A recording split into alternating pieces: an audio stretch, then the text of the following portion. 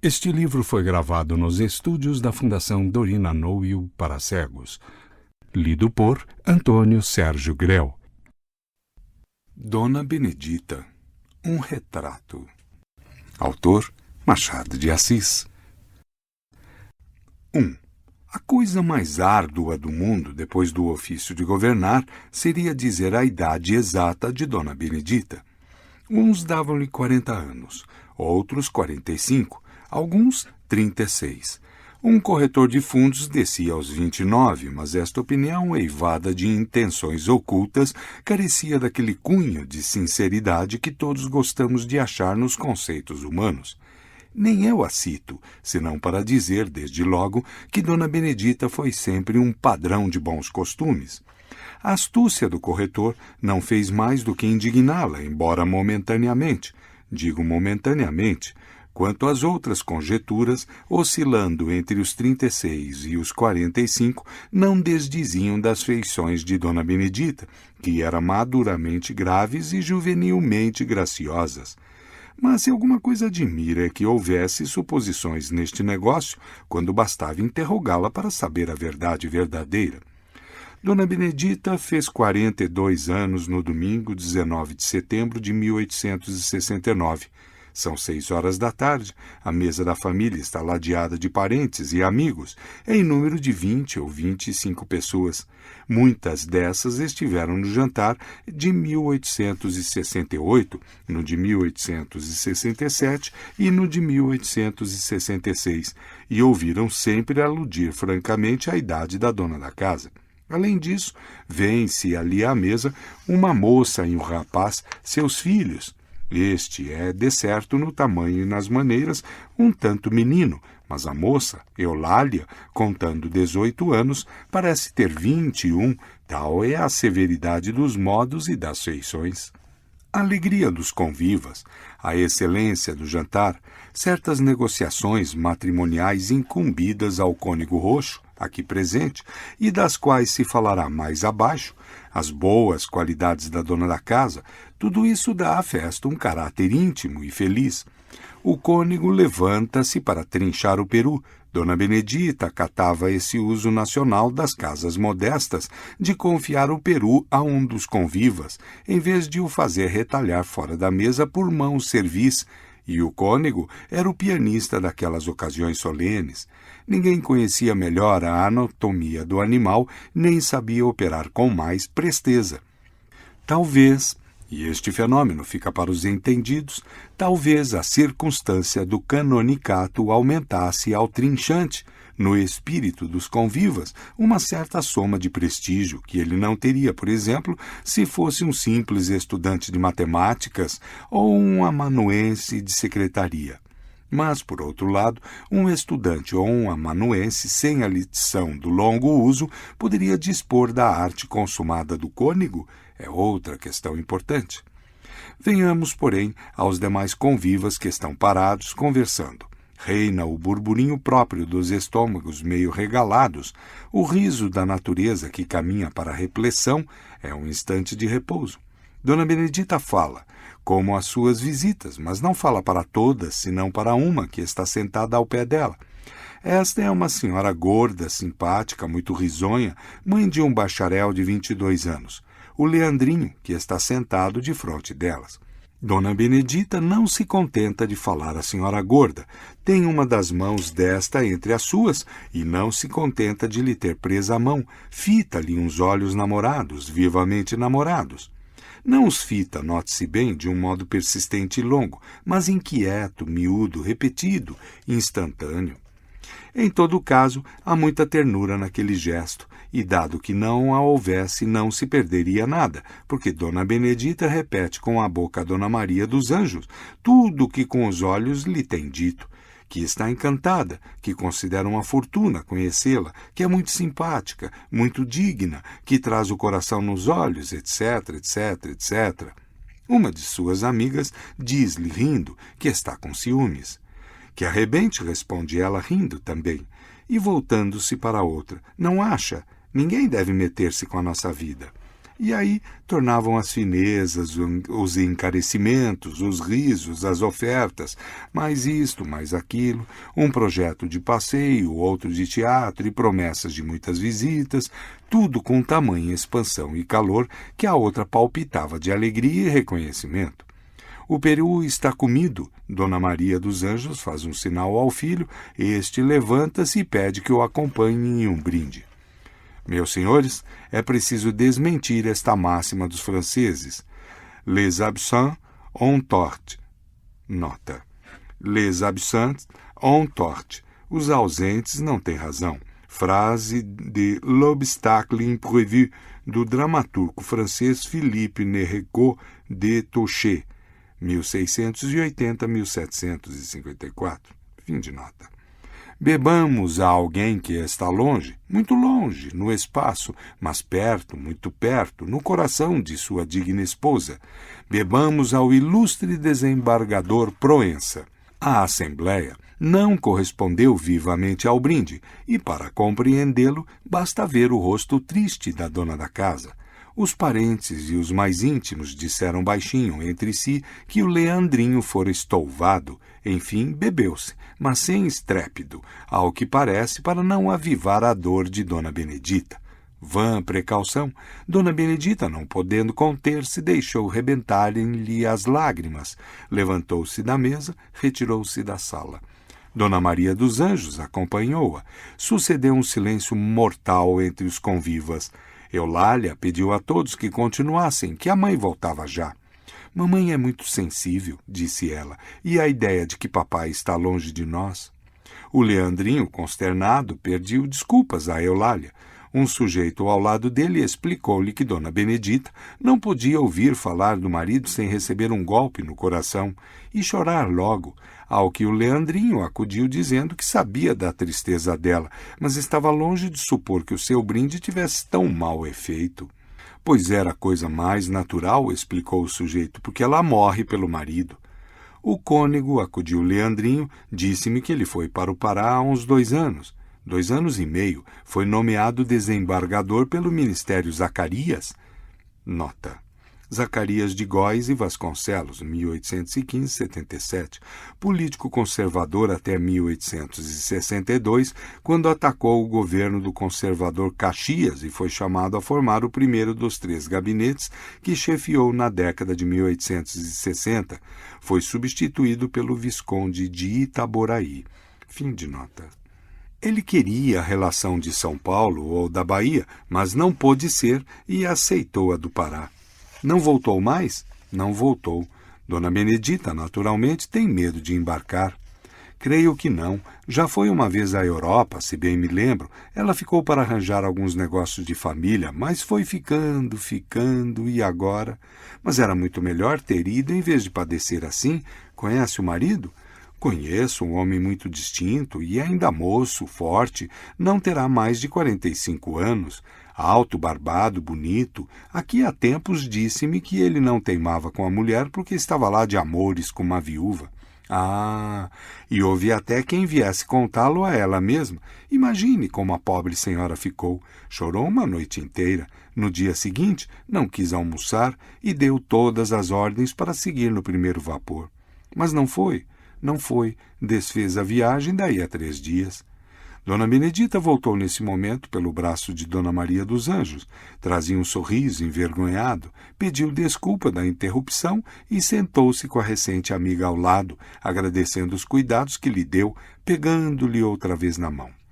Vejo que me quer bem, disse ela. A senhora merece, disse Dona Maria dos Anjos. Mereço, inquiriu ela entre desvanecida e modesta. E declarou que não, que a outra que era boa, um anjo, um verdadeiro anjo, palavra que ela sublinhou com o mesmo olhar namorado, não persistente e longo, mas inquieto e repetido. O cônego, pela sua parte, com o fim de apagar a lembrança do incidente, procurou generalizar a conversa, dando-lhe por assunto a eleição do melhor doce. Os pareceres divergiram muito. Uns acharam que era o de coco, outros o de caju, alguns o de laranja, etc. Um dos convivas, O Leandrinho, autor do brinde, dizia com os olhos, não com a boca, e dizia-o de um modo astucioso, que o melhor doce eram as faces de Eulália, um doce moreno, corado, dito que a mãe dele interiormente aprovava e que a mãe dela não podia ver, tão entregue estava a contemplação da recente amiga. Um anjo, um verdadeiro anjo. Dona Benedita levantou-se no dia seguinte com a ideia de escrever uma carta ao marido, uma longa carta em que lhe narrasse a festa da véspera, nomeasse os convivas e os pratos, descrevesse a recepção noturna e, principalmente, desse notícia das novas relações com Dona Maria dos Anjos. A mala fechava-se às 2 da tarde. Dona Benedita acordara às 9 e, não morando longe, morava no campo da Aclamação. Um escravo levaria a carta ao correio muito a tempo. Demais, chovia. Dona Benedita arredou a cortina da janela, deu com os vidros molhados. Era uma chuvinha teimosa. O céu estava todo brochado, de uma cor pardo escura, malhada de grossas nuvens negras. Ao longe, viu flutuar e voar o pano que cobria o balaio que uma preta levava à cabeça. Concluiu que ventava. Magnífico dia para não sair e, portanto, escrever uma carta. 2 cartas. Todas as cartas de uma esposa ao marido ausente. Ninguém viria tentá-la.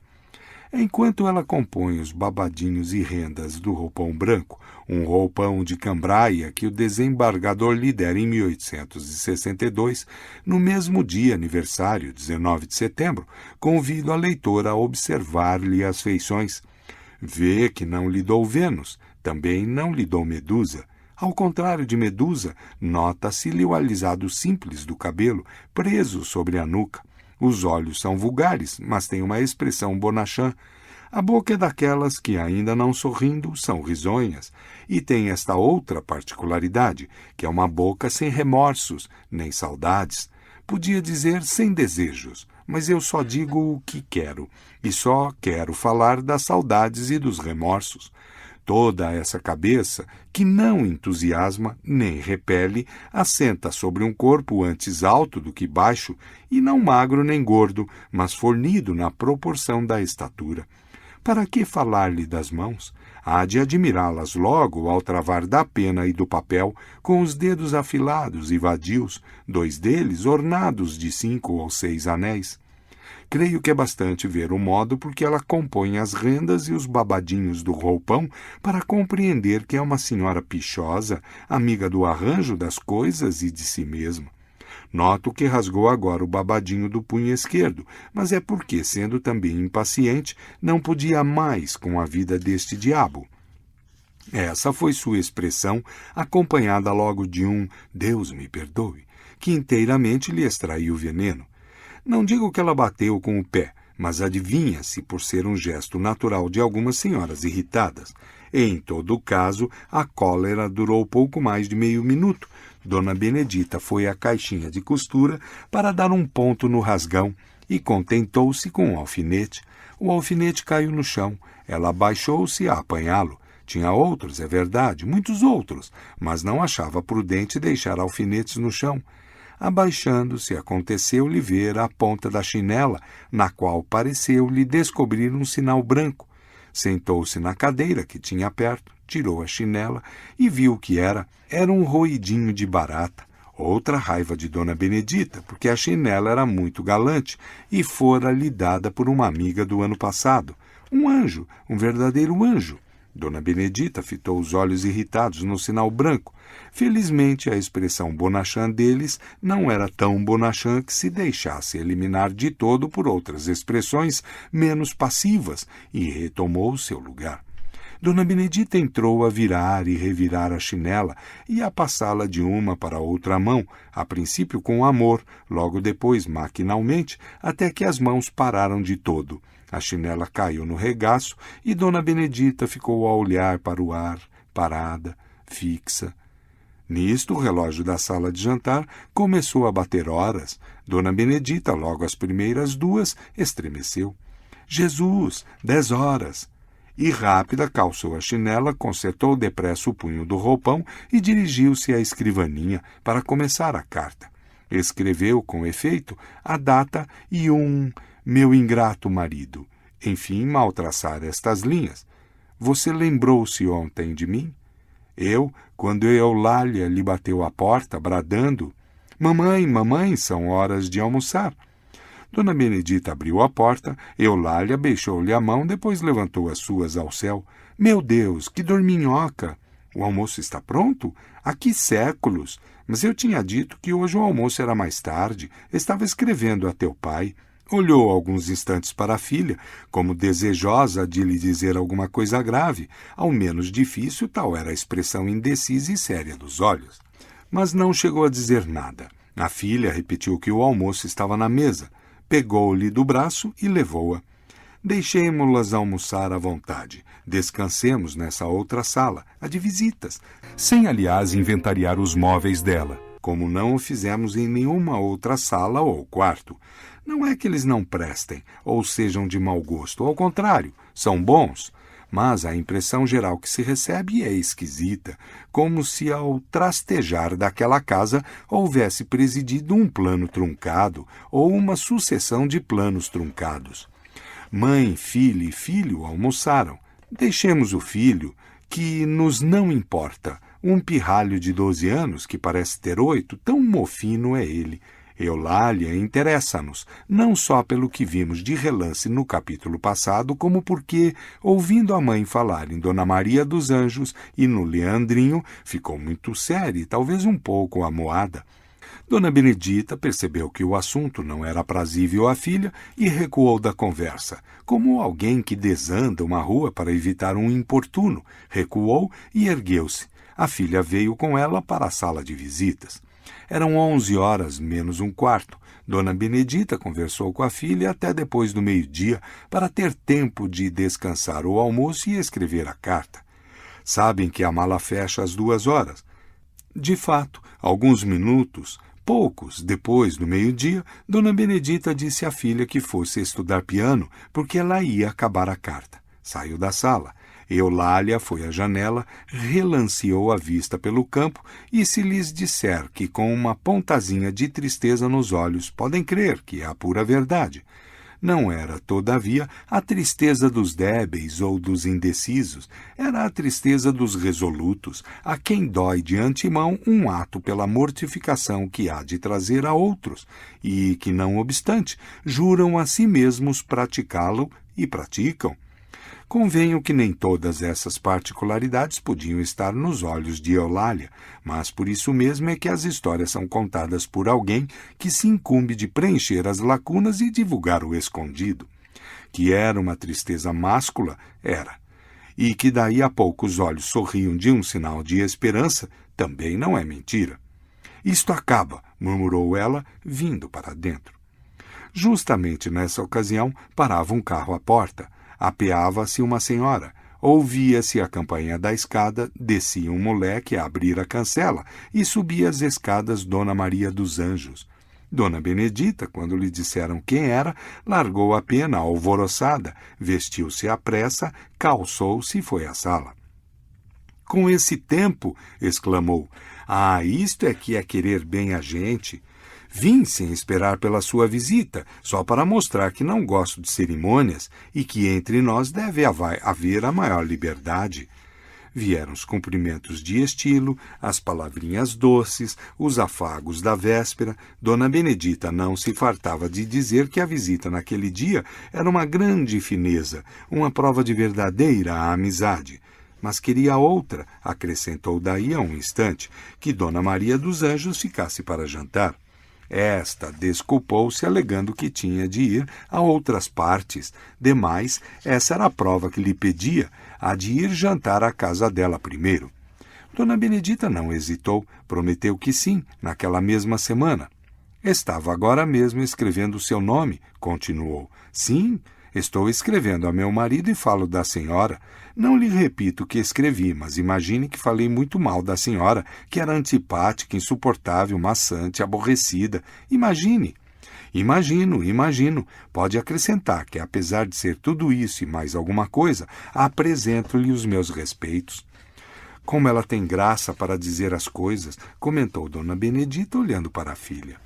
Eulália sorriu sem convicção, sentada na cadeira fronteira à mãe, ao pé da outra ponta do sofá em que estava Dona Maria dos Anjos. Eulália dava à conversação das duas a soma de atenção que a cortesia lhe impunha, e nada mais. Chegava a parecer aborrecida. Cada sorriso que lhe abria a boca era de um amarelo pálido, um sorriso de favor. Uma das tranças, era de manhã, trazia o cabelo em 2 tranças caídas pelas costas abaixo. Uma delas servia-lhe de pretexto aliar-se de quando em quando, porque puxava-a para a frente e contava-lhe os fios de cabelo. Ou parecia contá-los. Assim o creu Dona Maria dos Anjos quando lhe lançou 1 ou 2 vezes os olhos, curiosa, desconfiada. Dona Benedita, que não via nada, via a amiga, a feiticeira, como lhe chamou 2 ou 3 vezes. Feiticeira como ela só. Já. Dona Maria dos Anjos explicou que tinha de ir a outras visitas, mas foi obrigada a ficar ainda alguns minutos a pedido da amiga. Como trouxesse um mantelete de renda preta muito elegante, Dona Benedita disse que tinha um igual e mandou buscá-lo. Tudo demoras, mas a mãe do Leandrinho estava tão contente. Dona Benedita enchia-lhe o coração. Achava nela todas as qualidades que melhor se ajustavam à sua alma e aos seus costumes. Ternura, confiança, entusiasmo, simplicidade, uma familiaridade cordial e pronta. Veio o mantelete. Vieram oferecimentos de alguma coisa, um doce, um licor, um refresco. Dona Maria dos Anjos não aceitou nada mais do que um beijo e a promessa de que iriam jantar com ela naquela semana. Quinta-feira, disse Dona Benedita.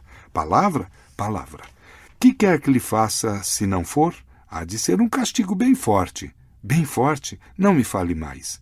Dona Maria dos Anjos beijou com muita ternura a amiga, depois abraçou e beijou também a Eulália, mas a efusão era muito menor de parte a parte. Uma e outra mediam-se, estudavam-se, começavam a compreender-se. Dona Benedita levou a amiga até ao patamar da escada, depois foi à janela para vê-la entrar no carro. A amiga, depois de entrar no carro, pôs a cabeça de fora, olhou para cima e disse-lhe adeus com a mão. Não falte, ouviu? Quinta-feira. Eulália já não estava na sala. Dona Benedita correu a acabar a carta. Era tarde, não relatara o jantar da véspera, nem já agora podia fazê-lo. Resumiu tudo, encareceu muito as novas relações, enfim, escreveu estas palavras. Aspas. O cônego roxo falou-me em casar Eulália com o filho de Dona Maria dos Anjos. É um moço formado em direito este ano, é conservador e espera uma promotoria. Agora, se o Itaboraí não deixar o ministério... Nota. Joaquim José Rodrigues Torres, Visconde de Itaboraí, 1802-72, um dos primeiros líderes do Partido Conservador, a alcunha do partido, Saquarema, teve origem no nome de uma de suas fazendas. Foi feito presidente do Conselho em 16 de junho de 1868, durante a Guerra do Paraguai, no que veio a ser chamado de golpe de Estado. Um governo conservador foi imposto a uma Câmara liberal, o que levou à fundação do Partido Republicano. Em 1870, um outro conservador o sucedeu, o Visconde de São Vicente. Fim de nota. Eu acho que o casamento é o melhor possível. O doutor Leandrinho, é o nome dele, é muito bem educado, fez um brinde a você cheio de palavras tão bonitas que eu chorei. Eu não sei se Eulália quererá ou não, desconfio de outro sujeito que outro dia esteve conosco nas Laranjeiras. Mas você que pensa? Devo limitar-me a aconselhá-la ou impor-lhe a nossa vontade? Eu acho que devo usar um pouco da minha autoridade, mas não quero fazer nada sem que você me diga. O melhor seria se você viesse cá. Fecha aspas. Acabou e fechou a carta. Eulália entrou nessa ocasião. Ela deu-lhe-a para mandar sem demora ao correio, e a filha saiu com a carta sem saber que tratava dela e do seu futuro.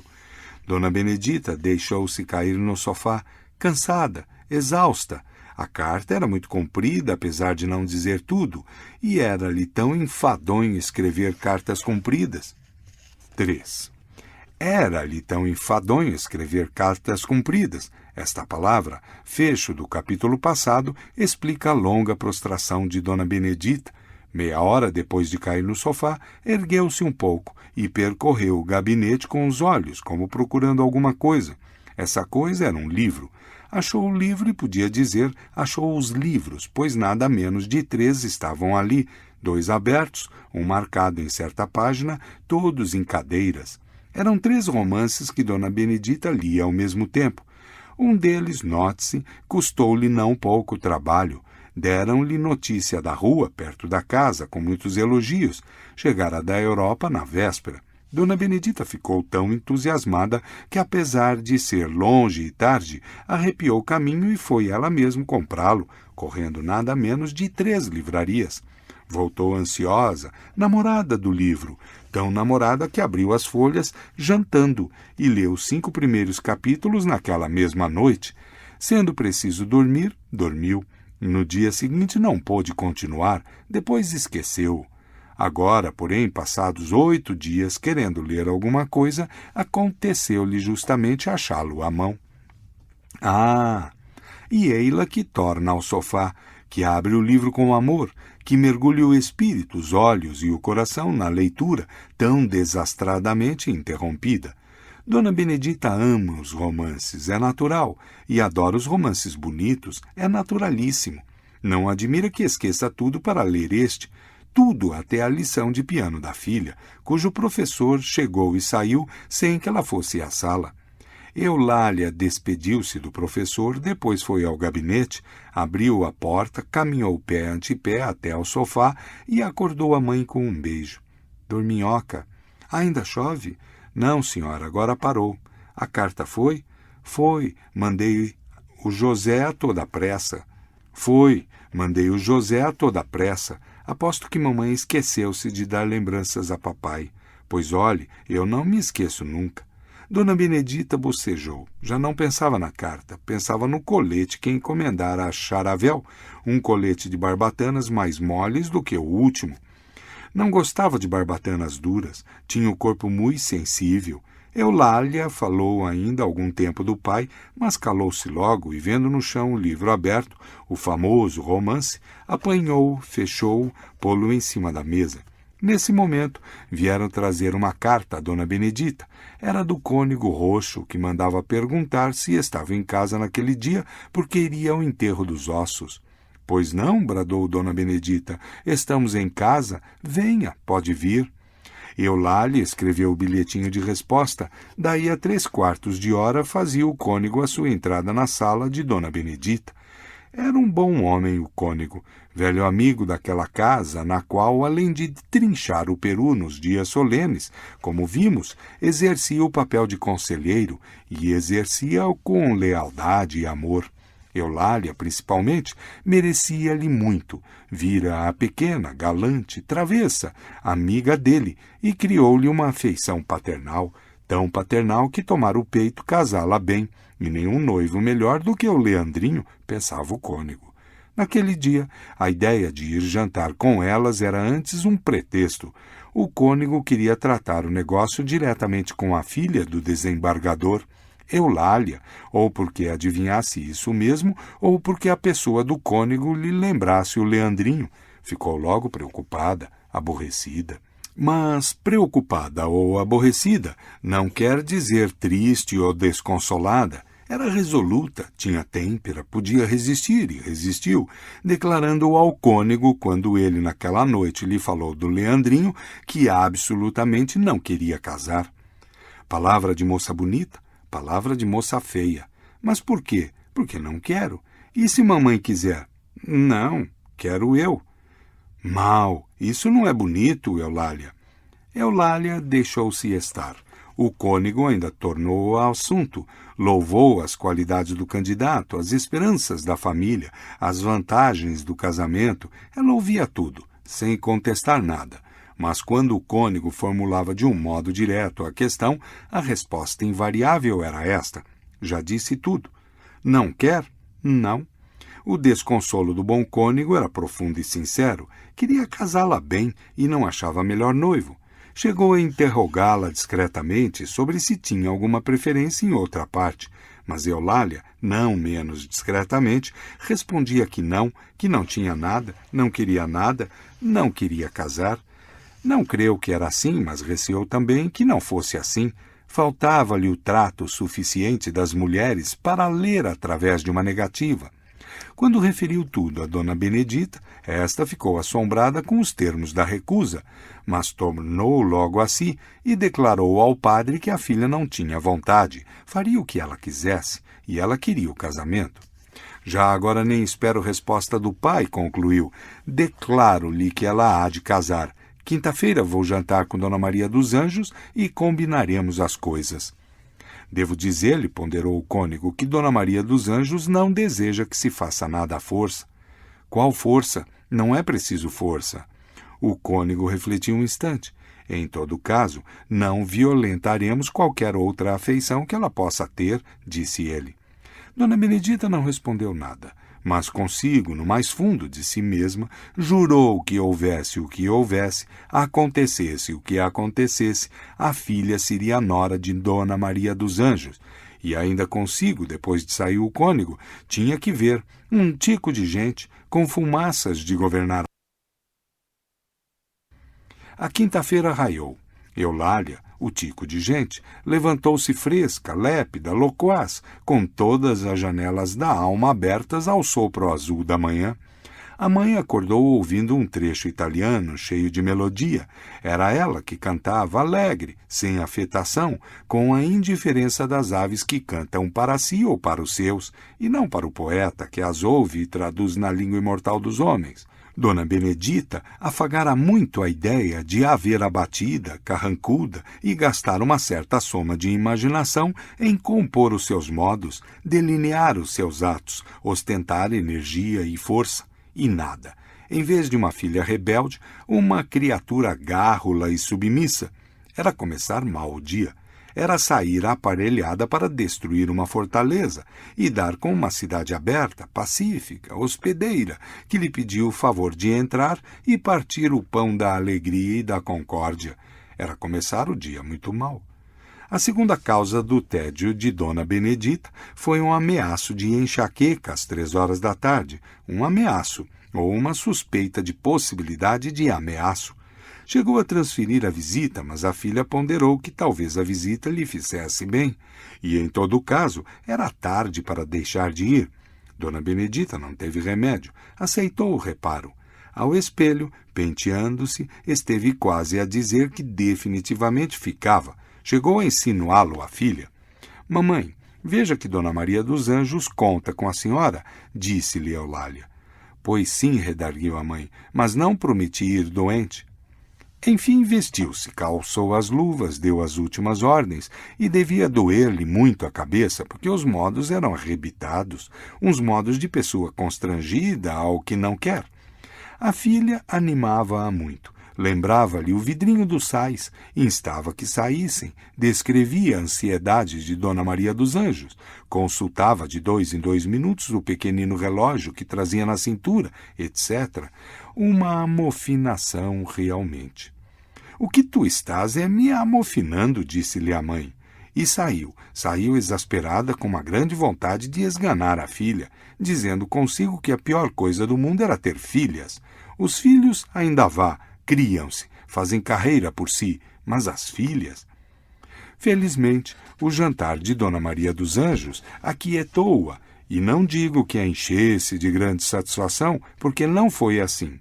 Os modos de Dona Benedita não eram os de costume, eram frios, secos ou quase secos. Ela, porém, explicou de si mesma a diferença, noticiando o ameaço da enxaqueca, notícia mais triste do que alegre, e que, aliás, alegrou a alma de Dona Maria dos Anjos, por esta razão fina e profunda. Antes a frieza da amiga fosse originada na doença do que na quebra do afeto. Demais, a doença não era grave, e que fosse grave, não houve naquele dia mãos presas, olhos nos olhos, manjares comidos entre carícias mútuas.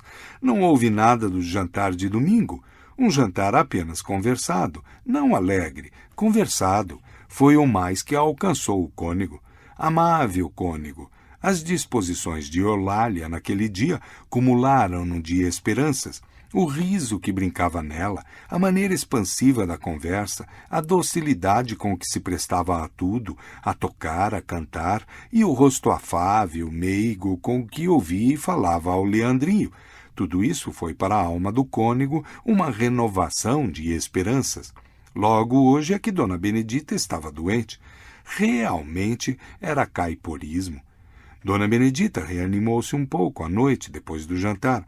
Conversou mais, discutiu um projeto de passeio ao Jardim Botânico. Chegou mesmo a propor que fosse logo no dia seguinte, mas Eulália advertiu que era prudente esperar 1 ou 2 dias até que os efeitos da enxaqueca desaparecessem de todo.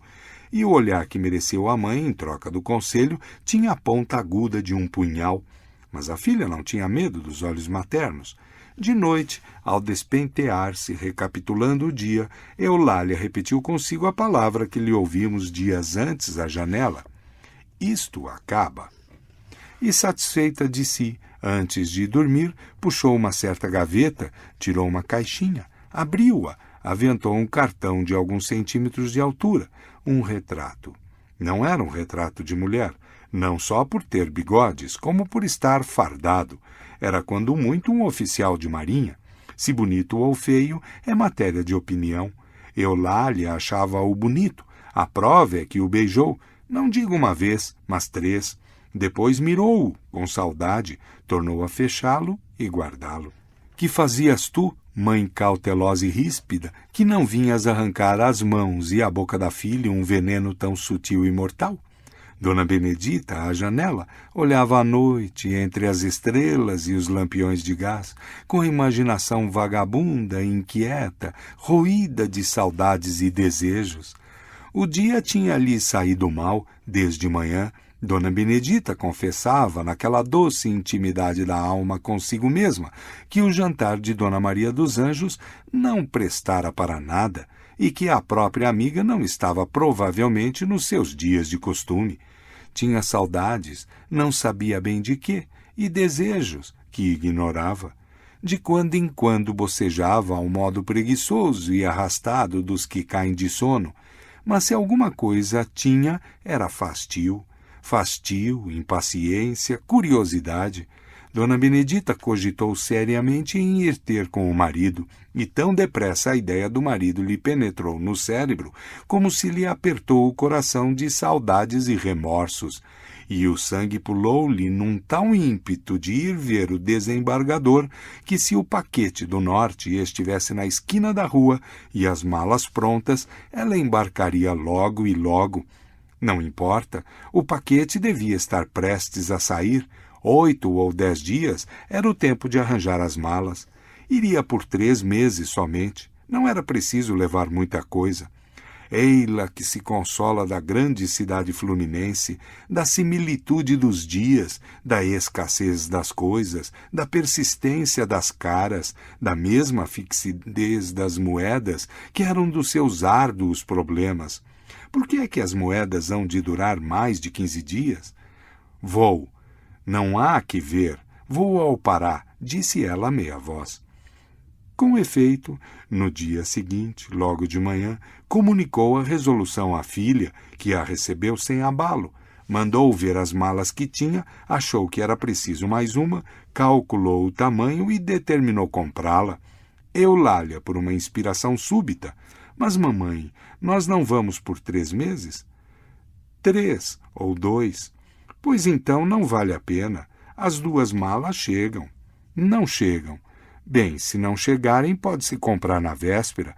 E mamãe mesmo escolhe. É melhor do que mandar esta gente que não sabe nada. Dona Benedita achou a reflexão judiciosa e guardou o dinheiro. A filha sorriu para dentro. Talvez repetisse consigo a famosa palavra da janela. Isto acaba. A mãe foi cuidar dos arranjos, escolha de roupa, lista das coisas que precisava comprar, um presente para o marido, etc. Ah, que alegria que ele ia ter! Depois do meio-dia saíram para fazer encomendas, visitas, comprar as passagens, 4 passagens. Levavam uma escrava consigo. Eulália ainda tentou arredá-la da ideia, propondo a transferência da viagem. mas Dona Benedita declarou peremptoriamente que não. No escritório da companhia de paquetes disseram que o do norte saía na sexta-feira da outra semana. Ela pediu as 4 passagens, abriu a carteirinha, tirou uma nota, depois 2, refletiu um instante. Basta vir na véspera, não? Basta, mas pode não achar mais. Bem, o senhor guarde os bilhetes, eu mando buscar. O seu nome? O nome? O melhor é não tomar o nome. Nós viremos 3 dias antes de sair o vapor. Naturalmente, ainda haverá bilhetes. Pode ser. Há de haver. Na rua, Eulália observou que era melhor ter comprado logo os bilhetes e, sabendo-se que ela não desejava ir para o norte, nem para o sul, salvo na fragata em que embarcasse o original do retrato da véspera, há de supor-se que a reflexão da moça era profundamente maquiavélica. Não digo que não. Dona Benedita, entretanto, noticiou a viagem aos amigos e conhecidos, nenhum dos quais a ouviu espantado. Um chegou a perguntar-lhe se, enfim, daquela vez era certo. Dona Maria dos Anjos, que sabia da viagem pelo cônego, se alguma coisa a assombrou quando a amiga se despediu dela, foram as atitudes geladas, o olhar fixo no chão, o silêncio, a indiferença. Uma visita de 10 minutos apenas, durante os quais Dona Benedita disse 4 palavras no princípio. Vamos para o norte, e 2 no fim. Passe bem. E os beijos? 2 tristes beijos de pessoa morta. A viagem não se fez por um motivo supersticioso. Dona Benedita, no domingo à noite, advertiu que o paquete seguia na sexta-feira e achou que o dia era mau. Iriam no outro paquete. Não foram no outro, mas desta vez os motivos escapam inteiramente ao alcance do olhar humano. E o melhor alvitre em tais casos é não teimar com o impenetrável. A verdade é que Dona Benedita não foi, mas iria no 3º paquete, a não ser um incidente que lhe trocou os planos. Tinha a filha inventado uma festa e uma amizade nova. A nova amizade era uma família do Andaraí. A festa não se sabe a que propósito foi, mas deve ter sido esplêndida porque Dona Benedita ainda falava dela 3 dias depois. 3 dias. Realmente era demais. Quanto à família, era impossível ser mais amável. Ao menos a impressão que deixou na alma de Dona Benedita foi intensíssima. Uso esse superlativo porque ela mesma o empregou. É um documento humano. Aquela gente, deixou-me uma impressão intensíssima. E toca andar para Andaraí, namorada de Dona Petronília, esposa do conselheiro Beltrão e de uma irmã dela, Dona Maricota, que ia casar com um oficial de marinha, irmão de outro oficial de marinha, cujos bigodes, olhos, cara, porte, cabelos são os mesmos do retrato que o leitor entreviu há tempos na gavetinha de Eulália. A irmã casada tinha 32 anos e uma seriedade, umas maneiras tão bonitas que deixaram encantada a esposa do desembargador. Quanto à irmã solteira, era uma flor de cera, outra expressão de Dona Benedita que não altero com receio de entibiar a verdade. Um dos pontos mais obscuros desta curiosa história é a pressa com que as relações se travaram e os acontecimentos se sucederam. Por exemplo, uma das pessoas que estiveram em Andaraí com Dona Benedita foi o oficial de marinha retratado no cartão particular de Eulália, primeiro-tenente Mascarenhas, que o conselheiro Beltrão proclamou futuro almirante. Vede, porém, a perfídia do oficial. Vinha fardado e Dona Benedita, que amava os espetáculos novos, achou-o tão distinto, tão bonito, entre os outros moços a paisana, que o preferiu a todos e lhe o disse. O oficial agradeceu comovido. Ela ofereceu-lhe a casa. Ele pediu-lhe licença para fazer uma visita. Uma visita? Vá jantar conosco. Mascarenhas fez uma cortesia de aquiescência. Olhe, disse Dona Benedita, vá amanhã. Mascarenhas foi, e foi mais cedo. Dona Benedita falou-lhe da vida do mar. Ele pediu-lhe a filha em casamento. Dona Benedita ficou sem voz, Pasmada, lembrou-se, é verdade, que desconfiara dele um dia nas laranjeiras, mas a suspeita acabara. Agora não os vira conversar nem olhar uma só vez. Em casamento? Mas seria mesmo em casamento? Não podia ser outra coisa. A atitude séria, respeitosa, implorativa do rapaz dizia bem que se tratava de um casamento. Que sonho! Convidar um amigo e abrir a porta a um genro era o cúmulo do inesperado.